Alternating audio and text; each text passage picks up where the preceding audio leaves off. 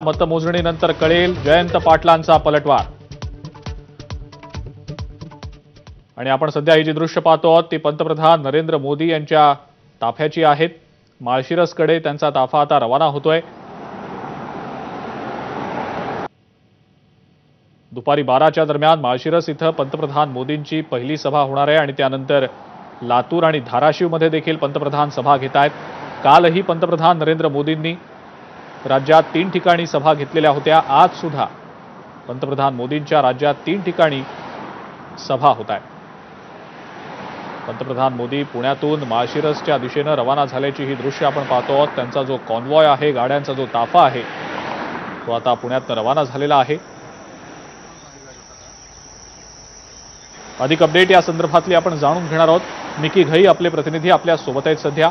Mickey, अजिंक्य, जर आपण बघितलं देशाचे पंतप्रधान नरेंद्र मोदी कालच्या पुण्यातील सभेनंतर पुण्यातच राजभवन या ठिकाणी मुक्कामी होते आणि त्यानंतर आता ते पुढच्या दौऱ्यावर निघालेले आहेत। अर्थात माळशिरस म्हाडा लोकसभा मतदारसंघामध्ये त्यांची सभा होणार आहे। जवळपास त्या ठिकाणी ते 11 वाजता पोहोचतील।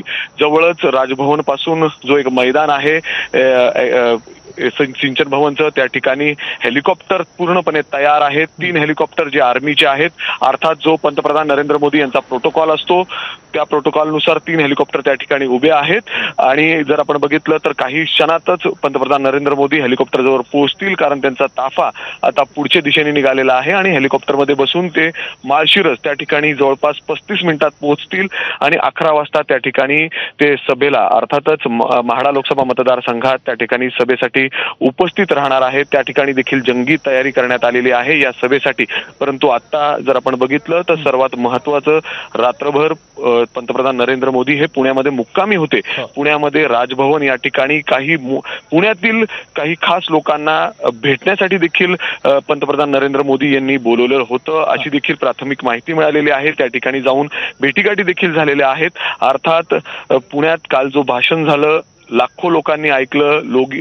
लोकांनी ज्या पद्धतीने मोदींच्या या भाषणाला प्रतिसाद दिला, एक वेगळंच वातावरण पुण्यामध्ये पाहायला मिळतोय। आणि त्यानंतर आज पंतप्रधान नरेंद्र मोदी आता पुढचे दौऱ्याकडे निघालेले आहेत। अर्थात थोड्याच वेळात आता ते माळशिरसमध्ये पोहोचणार आहेत। आताच त्यांचा जो कॉन्वॉय आहे तो हेलिपॅडच्या दिशेने निघालेला आहे आणि त्यानंतर हेलिकॉप्टरनं ते माळशिरसकडे रवाना होतील। आपण ही दृश्य पाहतो आहोत। मिकी, धन्यवाद, आपण ही जी माहिती दिली त्याबद्दल। अपडेट्स घेतच राहू।